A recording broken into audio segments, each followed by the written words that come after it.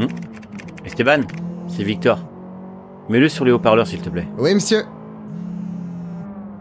Monsieur Roche, Je t'écoute, Victor. on a une urgence, monsieur. Apparition de type 3 dans la ville de Saint-Philbert. De type 3 ? Et comment se fait-il qu'on soit informé que maintenant ? Eh bien, c'est à cause de la forme de l'entité, monsieur. C'est une énorme boîte. Elle serait apparue dans la nuit. Très bien. Ne touchez à rien, on arrive tout de suite. À vos ordres, monsieur. Accroche-toi, Esteban. Attendez, vous allez pas...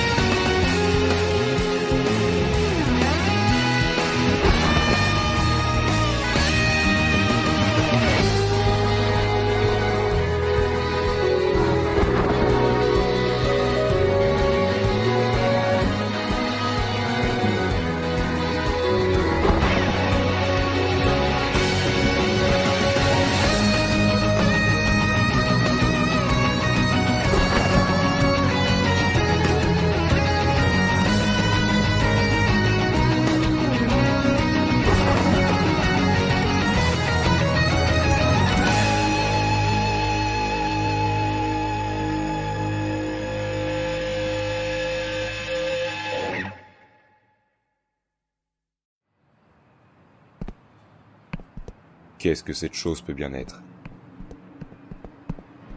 Le périmètre est sécurisé, monsieur. Bien. On n'a plus qu'à attendre le lieutenant Roche dans ce cas. Gardez un œil sur les alentours. Personne ne doit approcher de cette chose. À vos ordres. Non. Monsieur Herschrocken, il faut qu'on ouvre cette chose. Pardon? C'est hors de question. On ne fait rien tant que le lieutenant Roche n'est pas sur place. C'est un ordre de la hiérarchie. Comment ça, un ordre de la hiérarchie? Bah, c'est bien la procédure de contacter la hiérarchie dans ce genre de cas, non? Et à ton avis, qu'est-ce que je viens de faire? On est sous les ordres directs de Monsieur Roche. Ah, Les procédures. Par définition, on n'existe même pas. Vous, les nouveaux, vous avez vraiment tout à apprendre. désolé monsieur. Qu'est-ce qu'on fait alors? Le souci maintenant, c'est que la haute hiérarchie est au courant. Et donc si on n'ouvre pas cette boîte, c'est nous qui allons nous faire taper sur les doigts. Donc j'ai vraiment fait une grosse boulette. Et pas qu'un peu. Bon. Bah... Tu touches à rien. Je me charge d'ouvrir cette chose. Si jamais il m'arrive un truc, t'appelles le lieutenant Roche en 4e vitesse. Compris? Oui monsieur.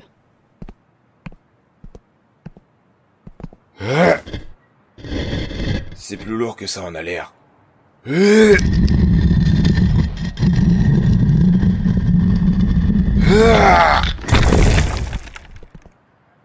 Vous voyez quelque chose?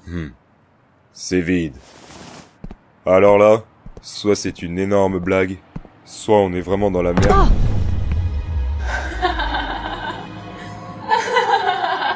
Qu'est-ce que c'est que ce truc? Je vous pensais quand même plus humain que ça. Hein? Mais vous n'êtes même pas l'ADN. Je suis déçue. Appelle Roche. Hein? Appelle le lieutenant Roche. Exécution. Oui!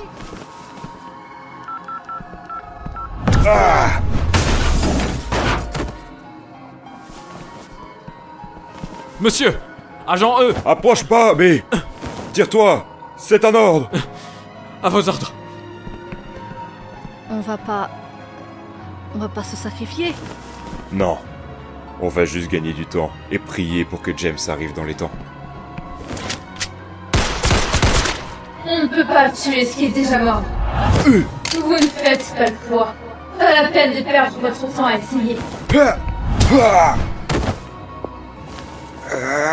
Puisque vous refusez d'obtempérer, je vais m'en charger moi-même.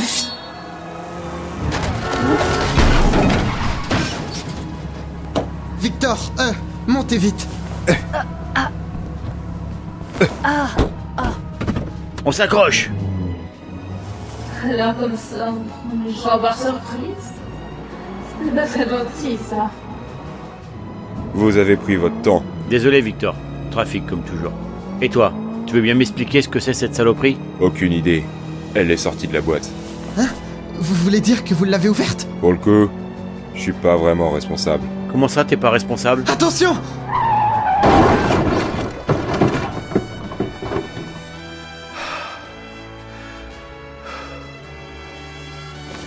Tout le monde va bien? Ouais, je crois. Oui. Patron! Qu'est-ce que...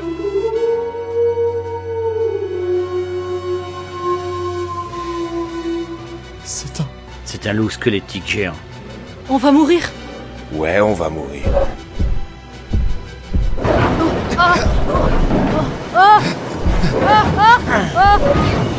Mais pas aujourd'hui.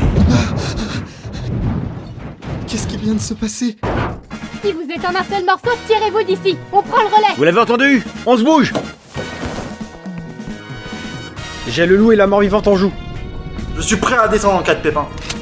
T'auras pas besoin de descendre, t'inquiète pas. Je me place en défense du bâtiment. Qu'est-ce que c'est encore que ces saloperies? Je crois que le niveau a été un poquito rehaussé. Peu importe, on va gagner. Cette entité est tout aussi dangereuse que le fantôme de la bibliothèque. C'est une morte vivante. Autrement dit, les armes létales ne lui font aucun effet. On va devoir ruser si on veut l'éliminer. Si c'est que ça, on a qu'à la faire exploser. Ouais, ça c'est une idée qui me parle.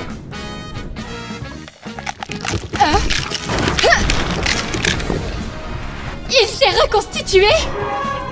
C'était prévisible, oui. Cet animal a les mêmes propriétés que sa maîtresse.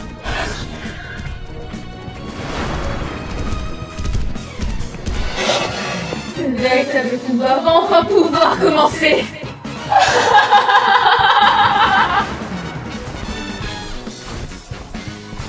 On va y aller à armes égales. Camélia, Marilyn, vous vous chargez du loup. On s'occupe de la mort. Compris.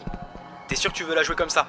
Tu peux juste les canarder et c'est fini. Ça servirait à rien. Comment tu peux en être sûr? Nos armes sont pas létales. Enzo, dans la tête, maintenant. Ok.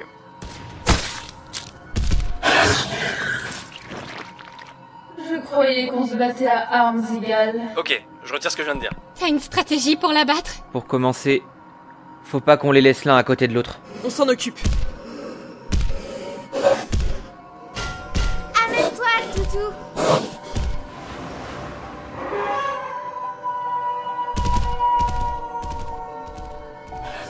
On va l'emmener le plus loin possible. Occupez-vous d'elle. Merci les filles. Enzo, garde-nous en visuel. On risque d'avoir besoin de toi. Y a pas de souci. On va y arriver, papa. Oui. On va combattre le feu par le feu. Vous semblez si convaincu de ne pas pouvoir perdre. C'est en partant défaitiste que l'on finit par vraiment perdre. Je suis parfaitement d'accord. Voyons voir si la pratique est aussi bonne que la théorie. Dépêchez-vous de l'amener en dehors de la ville. Les heures d'affluence ne vont pas tarder à arriver. Cette chose est un danger public. On est au courant, merci. Rebecca, tu penses qu'on va devoir l'occuper combien de temps? Je ne sais pas. À mon avis, si la mort vivante est mise hors de combat, cette chose le sera aussi. Et c'est justement pour ça qu'il ne faut pas l'amener trop loin. S'il décide de faire demi-tour alors qu'Ethan et Madison sont encore en train de se battre, ça risque d'être compliqué. Alors pourquoi tu vas pas leur filer un coup de main? Camélia, attention! Mon effet de surprise a marché sur la méduse. Et maintenant, ils savent qu'on peut le faire. Je ne peux pas prendre ce risque. C'est pas grave, on va tenir le coup. Plus vite, Camélia! Oui.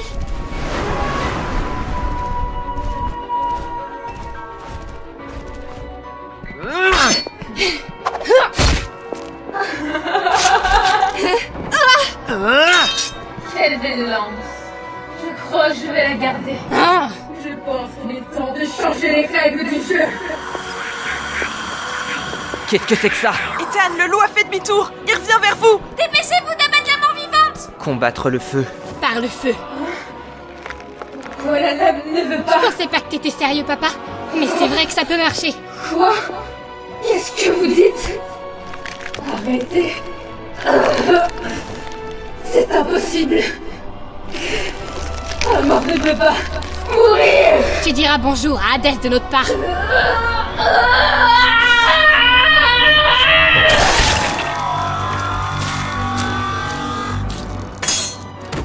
Ethan, Madison, le loup arrive. Maddie, derrière moi! Enzo, tire!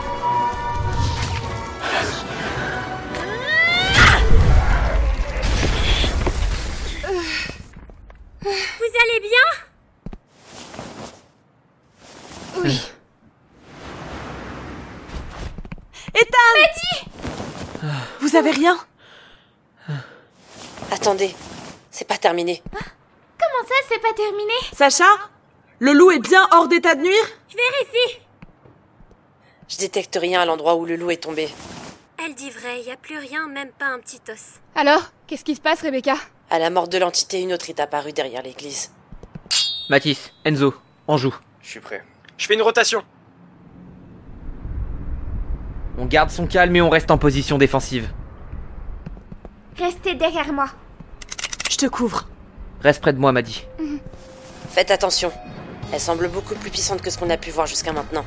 Mes détecteurs énergétiques sont en train de s'affoler. Je ne comprends pas pourquoi est-ce qu'il vous laisse autant le champ libre. Il me suffirait de quelques minutes et on en aurait fini avec vous. Comme si on allait se laisser faire. Vous pouvez lutter autant que vous voulez. La haine, la rancœur et la souffrance sont des sources d'énergie bien plus puissantes que l'amour ou l'amitié. À partir de là, je n'ai aucun doute sur le fait d'être en mesure de vous écraser si je le voulais. T'es bien prétentieuse, je trouve. Alors qu'on est bien plus nombreux. Elle dit la vérité. Attends, t'es sérieux là? S'il y a quelqu'un qui est bien placé pour le savoir, c'est moi. Eh bien, je vois qu'il y en a au moins un parmi vous qui est lucide. Dommage que ce soit le pire d'entre vous. Oh! Le pire? Non mais c'est fini, oui! Et puis d'abord, t'es qui, toi? Considérez-moi comme la combattante la plus forte de Médusa. Et je pense qu'elle a complètement raison pour le coup. Si je compare aux données relevées lors de nos 2 précédents affrontements, elle est largement au-dessus sans même nous avoir montré ce qu'elle vaut, la maman. Peu importe qui elle est. Si elle fait partie de Médusa, c'est une menace pour le pays et le monde. Je n'en attendais pas moins d'une personne qui sacrifie ce qu'il aime pour prendre la fuite. Je n'ai pas la moindre idée de qui t'a dit ça. Mais c'est sans doute quelqu'un qui ne connaît Ethan ni de près ni de loin. Je suis totalement d'accord, tes mots ne sont que des fadaises et je suis sûre que tous ceux qui le connaissent un minimum pourront le témoigner. Si Ethan il sacrifie ses proches, bah moi je détesterais plus. Ta comparaison est chelou, mais c'est vrai. Je dirais même que c'est plutôt lui qui aurait tendance à vouloir se sacrifier pour rien. J'imagine que tu ne dis pas ça sans y avoir réfléchi au préalable. Oh que non, je sais parfaitement ce que je dis. Et si vous tous là, vous croyez le connaître, permettez-moi d'en douter. Quelque chose cloche. Et je pense avoir mis le doigt sur ce que c'est. Il faut juste qu'on se débarrasse d'elle avant. Et tu penses nous convaincre avec des mots? Bien sûr que non. Seulement, je n'ai pas l'autorisation de faire preuve de violence. Du moins, pas encore. Je suis simplement venue vous dire que votre défaite est imminente. C'est culotté! Téméraire sera un mot plus adapté. Il n'empêche que si nous faisons erreur, explique-moi en quoi les idéaux de Médusa sont nobles. Essayer de détruire à travers les univers une technologie unique en son genre, simplement parce qu'ils veulent en avoir le contrôle total. Si ce n'est pas de la tyrannie, explique-moi ce que c'est. Je n'ai jamais dit que je partageais leurs idéaux. Nous avons simplement le même but à l'heure actuelle. Nous éliminer, c'est ça? Pile poil. J'ai mes raisons. Et elles sont similaires aux vôtres d'ailleurs. Explique-toi. Vous vous battez pour qu'aucun autre univers ne subisse le sort de celui qui est à l'origine même de Médusa ainsi que de l'Hydre. Et c'est ce que je fais moi aussi, mais dans une autre mesure. Développe. Top, mon temps est écoulé. Vous êtes prévenus maintenant, bon courage. Attends. Encore de la fumée? Papa! Est-ce que vous les voyez? Non, je vois rien du tout. Oh, ça suffit!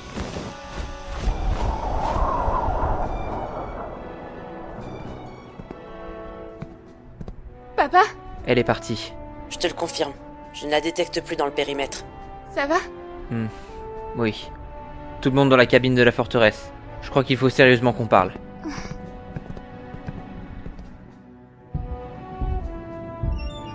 Bon, j'imagine que tu veux qu'on parle de ce qui vient de se passer? Ça m'a l'air plus préoccupant que n'importe quelle réunion qu'on a pu avoir jusqu'à maintenant. Oui, moi aussi je l'ai remarqué. Cette fille, je sais pas qui elle est réellement, mais j'avoue qu'elle fait froid dans le dos. Depuis qu'elle s'est montrée, j'ai l'impression que quelque chose a changé. J'avoue que la tête qu'il est en train de tirer, je me rappelle l'avoir vue qu'une seule fois par le passé. Et c'était il y a pas si longtemps. Attends, t'es en train de parler du moment où elle a disparu l'année dernière? Je vois que ça. Mais c'est pas possible. Il la connaît pas, cette fille. Hé! Ça va aller. Je sais pas trop ce qui te passe par la tête, là tout de suite, mais... Je suis là, cette fois. Ok? Rebecca, tu devais nous dire un truc, il me semble. C'est juste, oui. Je vais vous expliquer ce qui a l'air anormal. On aurait peut-être dû commencer par là. Je veux dire, c'est pas que je me préoccupe pas de l'état d'Ethan, mais plutôt que Rebecca est sûrement la seule qui peut trouver une explication rationnelle à tout ça. Ouais. Cette jeune femme que nous venons de rencontrer se nomme Héloïse Léonide. Hein? Tu connais son identité complète? Oui. Cette jeune femme a été déclarée portée disparue par ses parents il y a environ 1 mois et demi. Et genre, elle se serait fait embarquer par Médusa. C'est fortement possible. Et je crois que j'en connais même la raison. Bah, vas-y, explique. Jusqu'à maintenant, nous avons cherché compliqué en fouillant dans les bases de données des services secrets pour remonter la piste de cet homme qui se fait appeler le Serpent. Alors qu'on aurait pu faire beaucoup plus simple et chercher dans les registres nationaux. Alors tu veux dire que... Tu sais qui est le commandant de Médusa? C'est difficile à croire, mais sa voix correspond à celle d'un homme qui n'est autre que le père d'Héloïse. Daniel Léonide.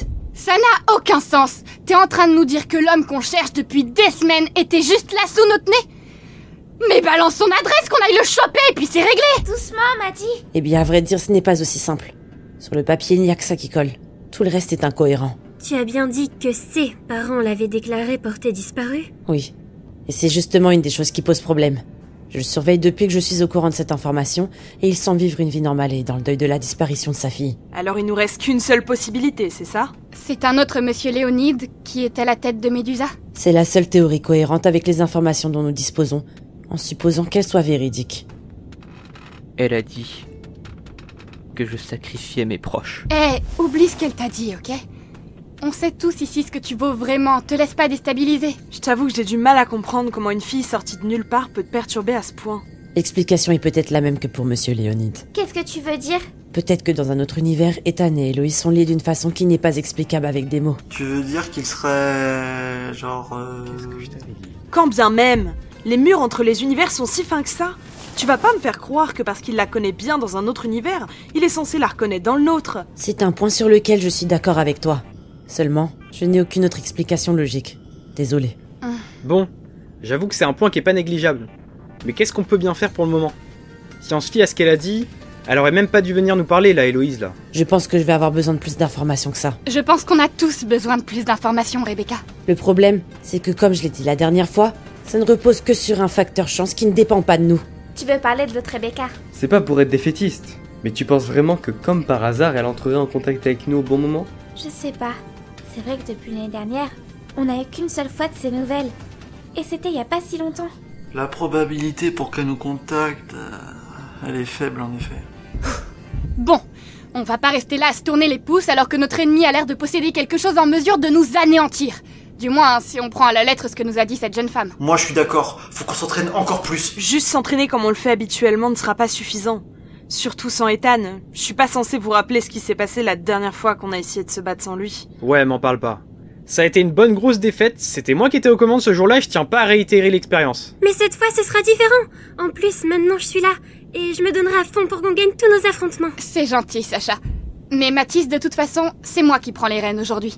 Si Ethan n'est pas en état de se battre, c'est moi qui prendrai la responsabilité du commandement ainsi que les conséquences que ce choix pourrait avoir. Oh? Non, Maddy. Papa.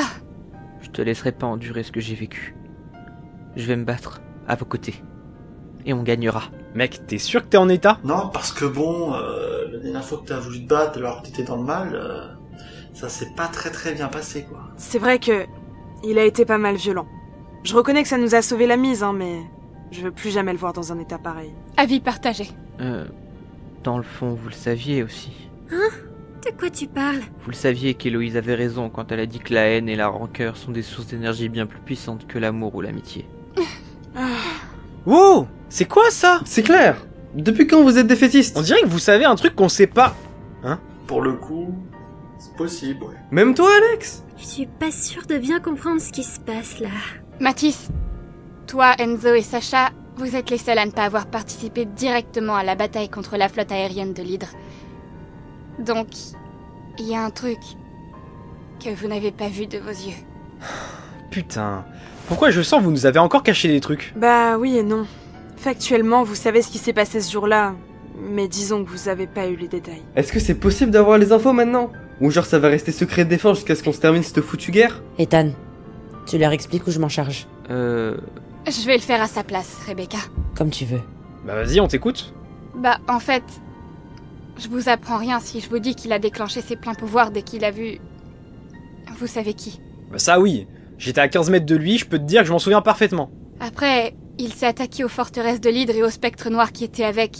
Et comme vous le savez, il a désactivé la source d'énergie qui générait le dôme dans lequel vous étiez presque tous prisonniers. Ouais, enfin, Sacha et moi on n'était pas là, mais continue. De toute façon, j'ai l'habitude de toujours louper la fête. Moi, Marilyn, Rebecca et Camélia, on a pu vous rejoindre.